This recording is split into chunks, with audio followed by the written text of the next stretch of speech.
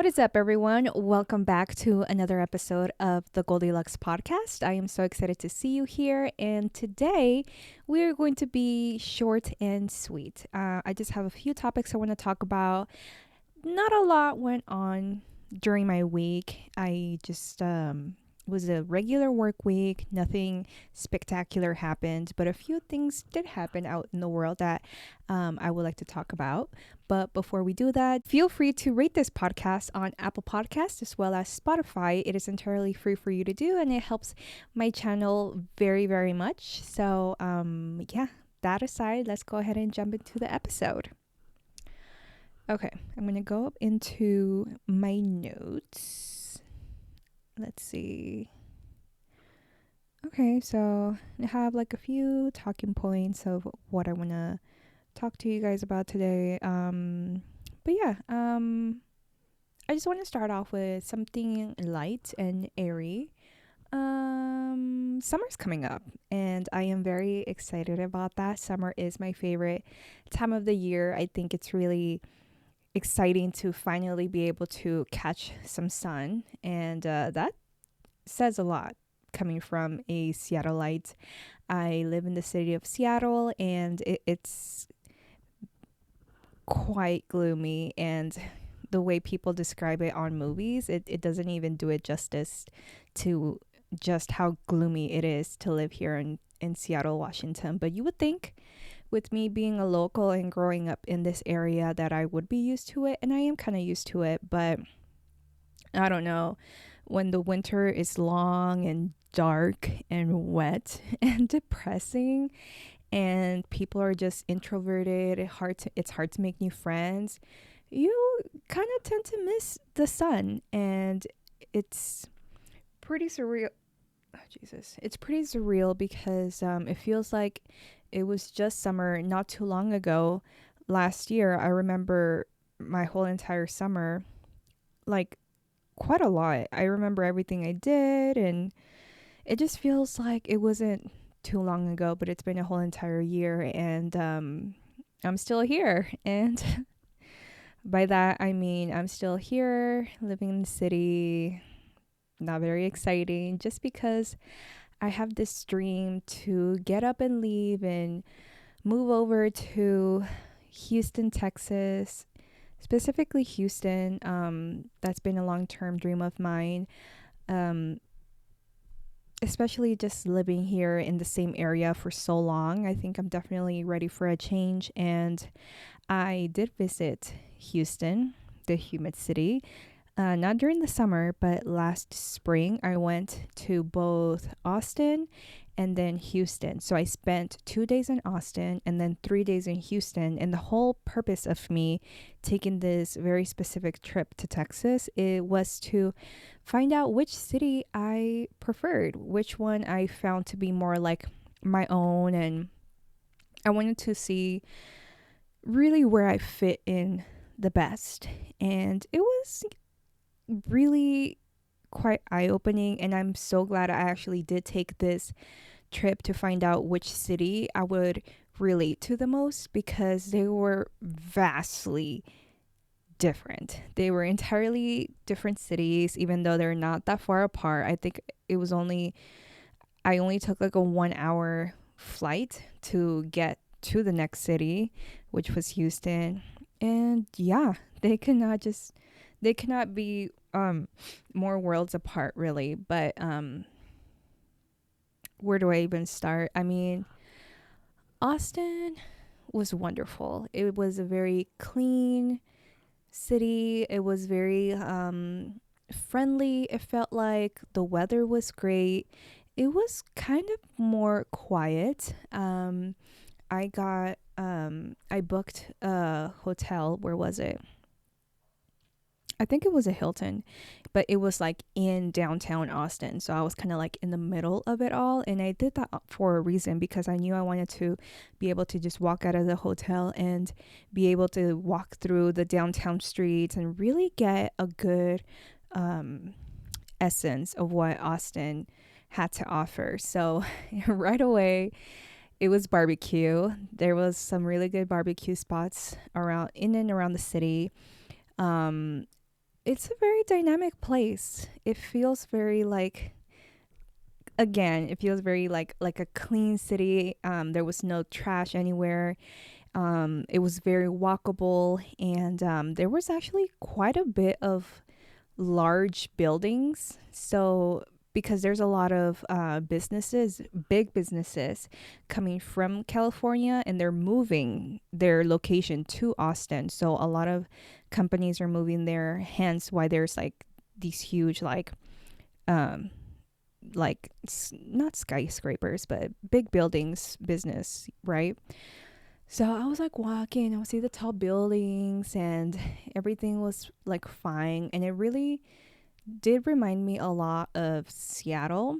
But I will say I felt like downtown Austin was a lot larger than downtown Seattle.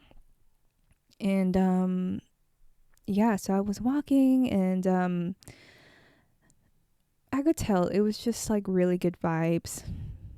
People were not like being loud or anything. It just felt like really nice, right? Like home type of city. And it was so interesting because you would walk like 2 blocks off the main strip that was like in the city, and then you would come across this like little like house section, like suburban section, and like 2 or 3 blocks away you're back in like this the main city street. It was like so strange to see just like these really cute like houses in the right in the middle of the street. It was kind of bizarre, but I welcomed it. It just felt like really nice, right? So, one thing I noticed is that one of their most popular street, if not the most popular street in downtown Austin, is called 6th Street. And there is the dirty 6th Street, and then there's the other side. So the dirty 6th Street part of 6th Street is it's just like one very, very long, what would you call it, avenue. And it has like all of these like very like Western themed bars, and there are like themes like chupacabra, and one of them had like a wolf man just like standing outside of like out of it was like a huge wolf man statue right in front of the bar, and it was like really cool. It felt like very Western theme, and it really I could really like feel that vibe. I liked it. It was fun. They had a really good Mexican restaurant that I went to, and the drinks were amazing. I had a margarita, I had tacos, and like the music was really, really great. Like I felt like it was like Western theme, but at the same time, it was like there was still some like Mexican flair, which I really liked. And I had some Mexican food, and then I also got to visit the Capitol, which is like right next to downtown Austin, right next to the city. It has the Capitol building, which was quite grand. It was a lot larger in person than it was on the pictures. Like the closer you got to the Capitol building, like the bigger it got. And they had like a nice park right there. So I was able to cross the street and head back towards like downtown Austin. And then I walked across, it was like the governor's house, and it was like really pretty, like very like southern architecture, if that makes any sense. Like, I don't know, I felt like I was in like Louisiana, like that type of southern vibe. So I was taking a lot of pictures. I was walking a lot. And then in 6th Street, oh, so that was like the dirty 6th Street or whatever they call it. I don't know. It's like, I guess it's where people get like really rough and rowdy during the night and whatnot. But I didn't really get to experience that because I went straight back to my hotel once nightfall arrived because I was solo traveling. And I solo travel all the time. But yeah, I didn't go out during the night, but I was walking around during the day, and everything was like way more clearer, and like every single bar had a theme. And what was really interesting was that in 6th Street, in this huge long avenue, um I just felt like there was like a bar next to a bar next to a bar next to a bar, and then a bar, and like it just went on and on and on for blocks. And I feel like even if I stayed in the city of Austin for a whole entire week, I would not end up going out to the same bar. Like I would be able to go to like 3 different bars, if not more, every single night had I stayed a week. And there was just so many places to see and visit.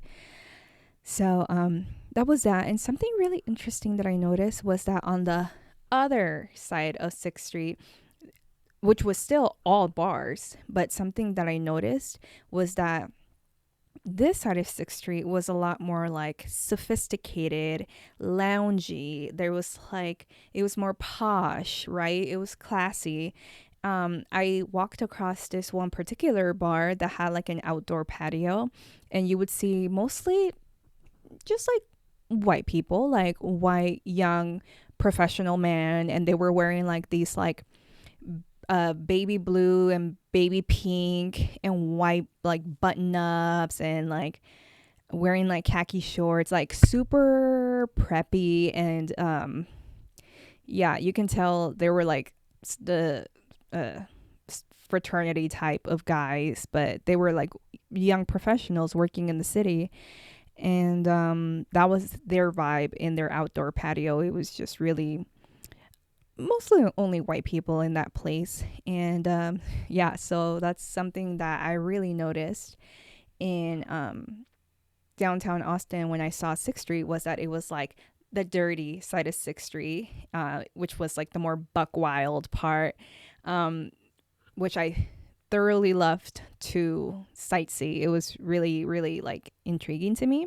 And then there was the more like sophisticated side of 6th Street, which is where like all the young professionals like stopped by to get a drink or whatever after they got off work. So just a really interesting dynamic in Austin.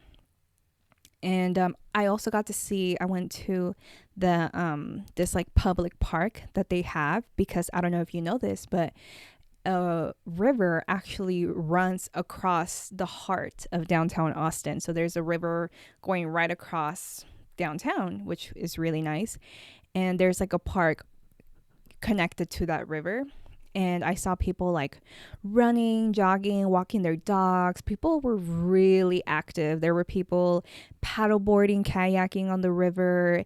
And it was a really busy park, right? And something I noticed right away was that with Austin, it was a very active city. It was a very young city, so there was like a younger demographic, and it was mostly like white people, I would say, around the ages of like 21 to like 35, kind of like that age range. And people were like really active in that city. So super cool city. I'm glad I got to visit it. I don't know if I would call it necessarily a city for me and what I'm looking for.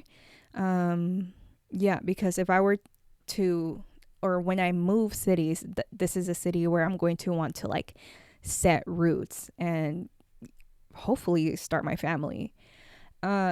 Which is why I'm trying to travel as much as I can and really kind of nail down what it is that I want and where I want to live. So that is something that's quite really important to me, I would say.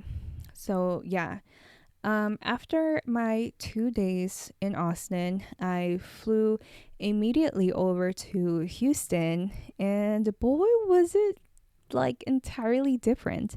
Something that I noticed right away about Houston was that everything was huge. Everything was big in Houston. And I got to take a tour, and it was, I actually, as soon as I got off the plane, right off the plane, out of the airport, I went straight into this like red bus tour, like one of those like double deckers red buses. I went on one of those, and it took me all around downtown Houston.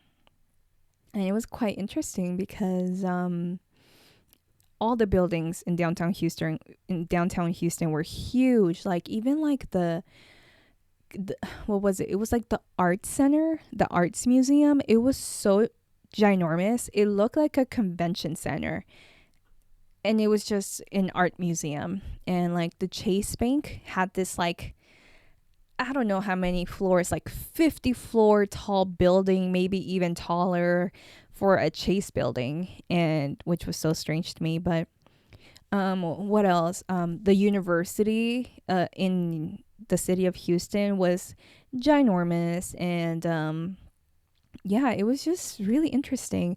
Something cool that I liked was that they kept a lot of like the old style Western theme architecture in the city, which I thought was a really nice touch. And yeah, so downtown was enormous. You know what they say, everything is bigger in Texas, and boy do I believe it. That's really what it seemed like. And what else? So yeah, I was on this tour. I got to see like all the stadiums, and yeah, just like downtown Houston. I also, one of the first things I did, because I rented a car, so that I was able to drive all throughout the city of Houston, because I really wanted to see all different parts of the city. And if I were to move to Houston, which part of the city would I like to live in? So I was really trying to hone down on that, which is why I rented a car. And I'm so glad I rented a car, because you know how they say everybody drives long distances in California to get places. Everybody was driving in Houston, Texas, to get to places, just because like the highways were so wide, and there were like bridges going everywhere. People in Houston were driving everywhere. So you absolutely need a car if you live in Houston, and it's just not truly walkable really at all. But I got a car, and thank God I did. Um but it was insane, because like the highways going one way, it was like 1, 2, 3, 4, 5, 6, 7 like lanes wide, and then on the other side of the highway there was like another 7 lanes. It was insanity. And so yeah, so I was driving around. I got to drive to see the farmers market, which was like heavily Mexican themed. It wasn't a theme, it was just, there was just Mexicans in the Mexican market, farmers market. And I really, really enjoyed to see that. Like I took a picture and I sent it to my mom, and I was like, look, like I feel like I'm in, little Mexico, because that's what it felt like. And so Mexican farmers market, I got to drive to the west side of Houston, which was kind of like a more upscale part of Houston. And really, if I were to move to this city, this is where I would want to try and get my first apartment, just because it was like more sophisticated. It was like a little bit more upscale, more uptown, which I really vibed with. There was like this mall, this huge, giant, like kind of bougie mall in West Houston, and it was really cool. And I really loved the area. In this specific area, it was like a little bit further away from downtown Houston and all the tall buildings, but I noticed there were these huge, like multi-million-dollar homes, and like these houses were huge, and you were still inside the city of Houston. And like that real estate was beautiful, like one of the most beautiful houses I have ever seen. And I just felt like so inspired. I was like, wow, like people are living good out here. And yeah, I mean, the weather was great. It wasn't too hot. I think I was visiting during like April or May. It was during the springtime, so it was really nice. And yeah, I mean, everything that I saw was phenomenal. I got to walk through a little park. One of the very first things that I did when I arrived in the city, besides taking my bus tour, was I went to this park right in the middle of the city, and I got to walk around and kind of like something that I realized was like, wow, I just touched down in Houston, and one of the very first things I hear, mariachi band. And I was like, right there and right then and there, I was like, yes, like I have arrived to the promised land, and I am with my peoples. And I just had a moment of gratitude. I felt like I was where I really belonged and where I needed to be, and it just felt so right. I remember it feeling so right for me to be there, and I was just so happy. And that's not the feeling that I got from me being in Austin. Great city, wonderful place, but not for me. And I definitely did not get like the same happy feeling that I did when I was in Houston. So I hear mariachi band and this girl singing like Selena. They were rehearsing or something, but people were still sitting around in the park listening to the rehearsal, and it was just so nice. I got a lot of like touristy pictures in that park because there was this like tall memorial thing, and like the oak trees were just like lined up, kind of like how you see in like old southern Louisiana movies. It was just a vibe. I was like, you felt like you were in the South when you were in Houston. And right next to the park, there was like all the hospitals, and like these hospitals were like crammed in together, and it was just like so huge. It felt like it was one enormous campus of hospitals just because they were all like together. They were like different entities. It wasn't just one hospital. They were huge, of course, but they were all separate, but they were all together in the same area, and I thought that was really cool. There's quite like a huge, what would you call it, medical industry in Houston, Texas. That was very obvious to me. So after I drove around there for a little bit, I remember driving to, it was like university area of Houston, and I got to like drive through that area, and it reminded me a lot of University Village, which is right next to the University of Washington. If you're a satellite, you know what I mean. So yeah, that area of like a University Village of Houston kind of reminded me of Seattle, of what UW has. So I'm trying to remember. I went to the western part of Houston. Oh, so then I went to the north part of Houston, and this is where the Mexican farmers market was, and this is also where the very, very known and popular area of Houston is, that is called the Houston Heights. And this is where it historically was where Mexican people set roots down, and this was like where the Mexican community was in Houston. And it was concentrated in North Houston, and it's called Houston Heights. So I got to drive around the heights, and it was beautiful, and there was like some nice apartments there, but it was mostly like small houses, and it just felt like a really quite beautiful suburban part of the city. And I liked how close it was to downtown Houston, and it was just really impactful. I loved it. It felt like home to me, and I was like, yes, like this is great. I need to make it down here and just make it my own and just live my life. That's what I felt like. It felt like home to me, being in this area, and really in all of Houston. I felt like I was home. But so another thing that I noticed was Houston has like pretty much Texas has like its most popular grocery store. It's called the Heb. And I went into the Heb because I was going to stay in Houston for 3 days. So I got a couple snacks and water and stuff for the hotel.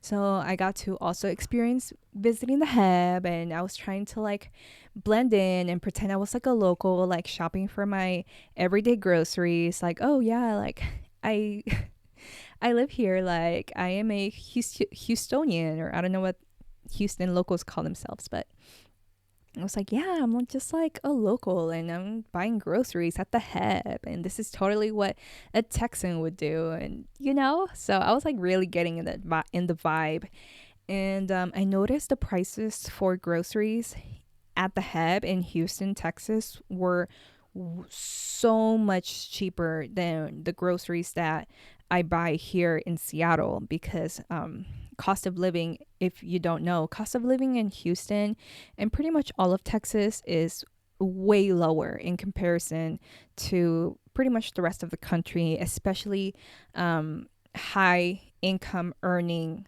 places like Seattle and New York and pretty much all of California. So the prices were like baffling to me, but in a really good way, because I was like, everything is so affordable here. And the produce section at the Heb in Houston, Texas was immaculate.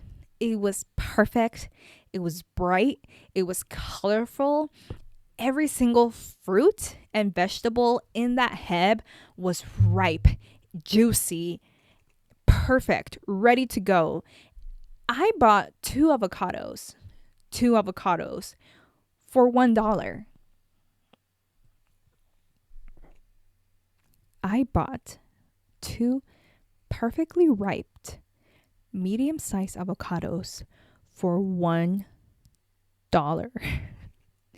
Like, that is amazing. Like, here in Seattle, you could get like a green avocado that came all the way from Mexico, and you would have to spend like $3-4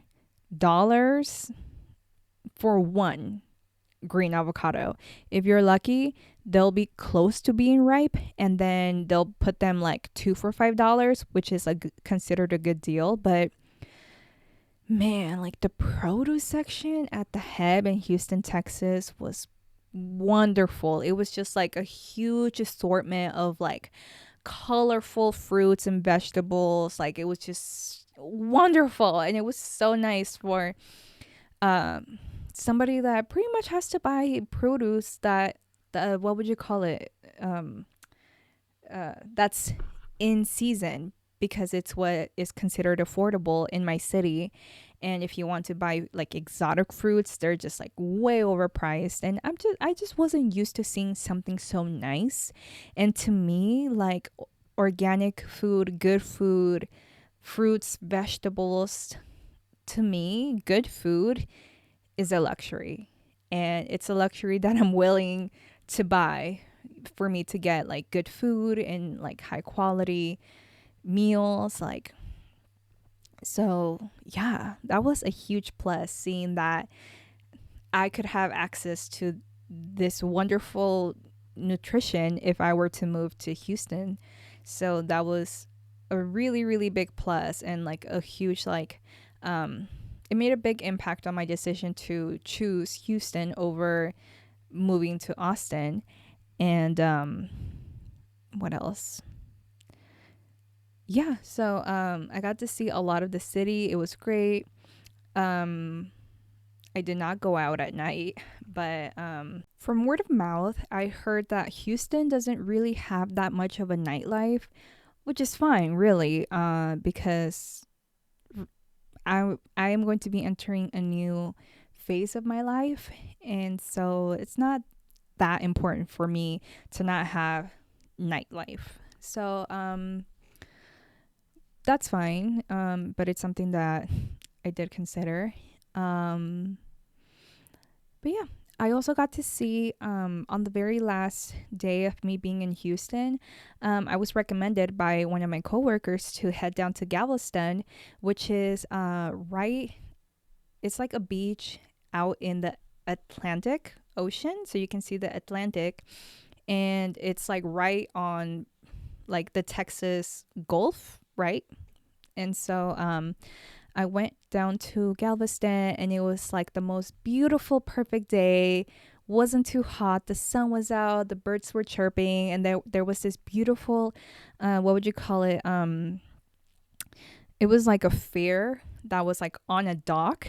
I forgot what it's called really, but man, it was just really pretty, and I got to dip my feet in like the nice tempered water of the Atlantic Ocean, and I was living my life. It felt like a great place to end my trip in Houston, and that really just like solidified why I should move and just really start over is what it felt like. Like for a very long time, I have felt like I needed kind of like a reboot, and just like a fresh start is what I need. And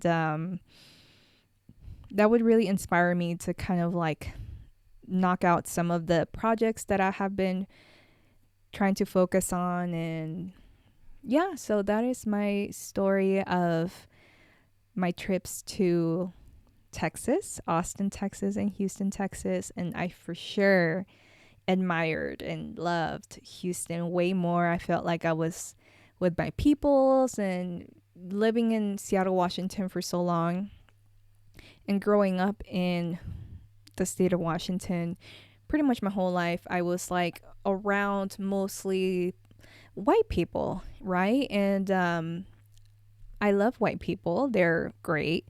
But at the same time, as a Mexican woman, I never really got to experience like that full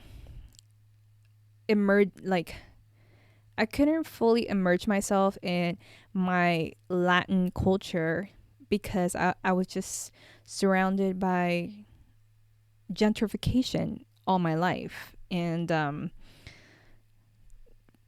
I don't know how to say it, but after being so much time in this city, being with this demographic, I'm just ready for a change. And really, I just feel like I want to be with my peoples, with the Mexicans. That's who I want to be around and be surrounded by. And that would make me really, really happy. So yeah, that is my short and sweet story of me wanting to move to Texas, and I will move to Texas. It really just comes down to a matter of time. But yeah, moving on, we can talk about, I really want to talk about the Meta and Apple potential partnership. But I also wrote a note to talk about the 4th of July. 4th of July, I mean, maybe I can just talk about it really quickly. I don't really have that many plans for 4th of July. I usually just head down to the park and watch watch the city of Seattle turn on the fireworks right at Union Lake, it's called, which is you have a very perfect view of the city, of the Seattle skyline, and there's water, and you're at the park, and you can see this huge giant fireworks show, and you can see like the Seattle skyline right behind the fireworks show. It's really like a sight to see, and I do that usually almost every single year. So I wonder if I'm gonna want to do something different this year, but I'm just really excited for summertime. Like I said before, I'm ready for summertime, and yeah, I think I really want to be like just around the water this time around. Last year I bought a paddleboard, and I would be on that thing like every other weekend, and unfortunately I would have to like go by myself because I only had one paddleboard. But I don't know. This year, I think I'm gonna invest in getting a second paddleboard so I can invite a friend over or one of my family members can come with me and just really enjoy being out in the water. Like one of my absolute favorite things to do during the summertime is go on my paddleboard, go all the way out to like the middle of the lake or whatever, and then I jump off my paddleboard and just dive deep into the water. And it feels so great, and like the water's so cool and refreshing, and it just feels so amazing. It feels like summer when I do that. So I am so excited to finally be able to get to do that this time around. And yeah, just being out in the water, especially on South Lake Union, where I can see the Seattle skyline, and like the sun is beaming, and like the water just feels so cool and refreshing, and it's so relaxing. It's just a really good time. So I'm excited for that. And yeah, I hope 4th of July will be a fun one to remember, hopefully. But anyways, going back to the Meta and Apple partnership. So I was reading about this during my downtime at work, and I don't remember the article that I came across, but it sounded like Apple was announcing this partnership because they wanted, I guess Apple wants to integrate like a new AI into their products, specifically iOS 18, which is going to be the new software for iPhones. And they had different companies in mind, but it sounded like they were leaning towards like the Meta AI, and they were also considering like the Chat GPT, like in case that Siri couldn't find like the answer to what the person was asking Siri, then the person or you could just so like the iPhone, Siri would ask you, oh, I don't have the answer to that, do you want to talk to Chat GPT? And then you can either say yes or no to talking to Chat GPT, which could potentially actually find and give you the correct answer to what you're asking. But it sounded like when it came to Meta and Apple, Meta wanted to like integrate like its own AI into Apple. And the article even said that, oh, there's no doubt in our minds that Meta would try to kind of like finesse being in the Apple software and put their own like Facebook touch to it. And by that I mean like figure out ways to have like better access to be able to market ads to people more specifically, you know, like that type of thing that they do, like the specific marketing, and they just kind of like go too far in looking and collecting users' data. Anyways, so it sounded like they were talks between Apple and Meta. Like Apple considered putting like a Facebook AI in the iOS 18, but it sounds like Apple will not be putting Facebook AI into its software. And mostly what the article read was that it said that Apple just really didn't agree with the privacy policies that Meta had when it comes to people's data. So luckily, I want to put an emphasis on luckily, Apple put their customers' privacy first, and they decided not to go with the Meta AI, which I'm so glad about, because when I first read like the headline, like possible partnership between Meta AI and Apple, I was like, no, please, Apple, no, like don't do it. Like, no, it's a trap. It's a trap. Don't do it. So I'm glad somebody in the Apple world went with their instincts and decided not to trust Meta, because I still don't think that Meta can be trusted. Like those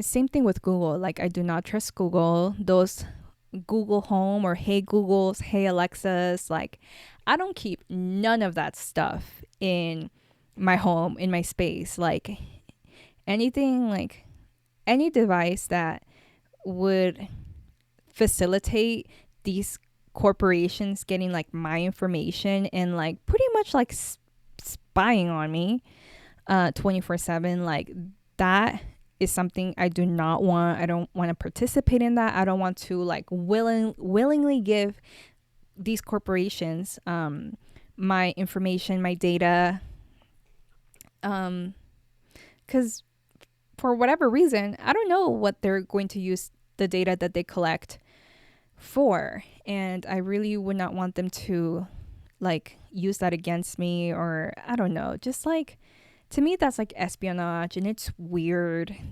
to want to have a corporation listening to you 24/7, and I just don't trust them, and they should not be trusted. So yeah, maybe this is Cinthia, aka the Goldi Luxe, starting a conspiracy to not trust Google. And honestly, I can go down this like spiraling rabbit hole of why these companies should not be trusted, but I won't. I'm just so glad this partnership did not happen, because can you imagine the world ending and you knowing that freaking like Google Gemini was the one that killed all of us because Apple decided to put it on our freaking phones? Like, no thank you. And yeah, thanks to that, I feel like history has been rewritten, and the meta AI is not going to be the AI to end up killing us all. So yay to that. Anyways, moving on to Justin Timberlake. So when it comes to media, it has been very hard trying to avoid any Justin Timberlake news, because it sounds like this last week he ended up getting in quite a bit of trouble. And if you wonder why, it's because allegedly he got a DWI. So that's kind of another version of a DUI for driving under the influence. And it sounds like the cop that pulled him over didn't recognize it was Justin. And it was at first. And Justin, I guess what he said was like, one of the first things he said to the cop that pulled him over, and it was like a really young 23-year-old cop. Justin was like, oh no, like this is going to ruin everything. And the cop was like, ruin what? And Justin was like, the world tour. And the cop was like, the world tour, like what? And that ended up becoming like a whole meme on the internet. People were laughing about it and whatever. And so freaking Justin's mugshot, because you know TMZ had to get their hands on the Justin mugshot first. His eyes were like bloodshot. They were like so red and glassy, and like you could tell he had more than 2 drinks, which is what like he ended up telling authorities, that he only had like 2 cocktails or whatever. But it seems like there was another article of the bartender that was working at that hotel that Justin was staying in the Hamptons or something. That bartender was like, yeah, like I only gave him like 1 drink. If he drank anything else, like it was not here. But what is interesting was that like a day after this information fell on my lap, I found out that there was like an insider person that had been like mingling in like the circle that Justin was in, like inside of the Hamptons hotel. I think it was called like the Americano or something. It sounds like an insider person had called the cops on Justin and was like, hey, I was just around this person, Justin Timberlake, and if he drives, watch how he drives. So it sounds like, from a different source that I read about, it sounds like somebody had called the cops against Justin because probably they probably did not agree with Justin's behavior and how he was acting and how he was just being drunk. And I think they just wanted to give authorities like a heads up, like, hey, if you see Justin, watch him driving, probably because this person knew, like, if this guy gets behind the wheel, like, he's gonna kill somebody, which is like fair, you know, like anybody in that situation would, like, it would take some balls to call the cops against like a celebrity, like an A-list celebrity like Justin Timberlake. So I feel like that person did the right thing. And some people would say, oh, like, what a snitch, like, why would you call the cops on somebody, and like, would you want anybody to do that to you? And like, I can see why people would say something like that, but really in this case, that person did the right freaking thing, because it sounds like, from all the media sources that I've been like listening to, it sounds like Justin was so fucked up, and he was like trying to drive, and he was like swerving on the lane and like going into like not going into like a different lane. Like, he was drunk and was not, he should not have been behind the wheel. So thank God that the cop like arrested him and took him in. And even though he was Justin Timberlake, I'm glad this like cop, who by the way didn't even recognize him at first, which is so funny that Gen Zers like don't like really recognize these artists as much. But anyways, so yeah, I mean, I guess justice was served for Justin, no pun intended. But yeah, it sounds like later on he started his like world tour, and he like thanked fans for like supporting him on like a very tough week, is what he said. And it was just like so strange. Like, you really can't make this stuff up. These artists, celebrities, really think they are above the law. And I really hope in the future he learned his lesson and he would not get this drunk. And yeah, apparently he was like following like some of his like friend group people, and like he was following some people because they were gonna go back to like their home, their house or whatever, and Justin was like following behind that person. And it was just like, I don't know, that day nobody really had Justin's back, because if you were in the same circle as this as this man, and you saw his behavior and you saw his drinking and you saw how like buck wild he was getting, and you don't like advocate for him, like, hey Justin, like, I think you should like take an Uber, or like, hey, I'll give you a ride, friend. And like these people that were with him didn't do that for him. Like, that just comes to show like the quality of friends you have, or lack thereof in this case. And yeah, I'm just kind of tired of celebrities and just like people letting them do what they want. It kind of just reminds me of like Travis Scott and like the huge amount of trouble he got a few years ago for like that like atrocious mess of a concert he had. Like, and like I feel like, yes, there was a huge uproar about that and it was deserved, but I feel like people forgot about it. And like, what about the victims? It's been over a year since these people have died because of this like man's arrogance and ego, and I just don't like that. So yeah, I seriously think celebrities need to just like get it together, and then need to be held to like higher standards. And this is why we need to like really cancel people, like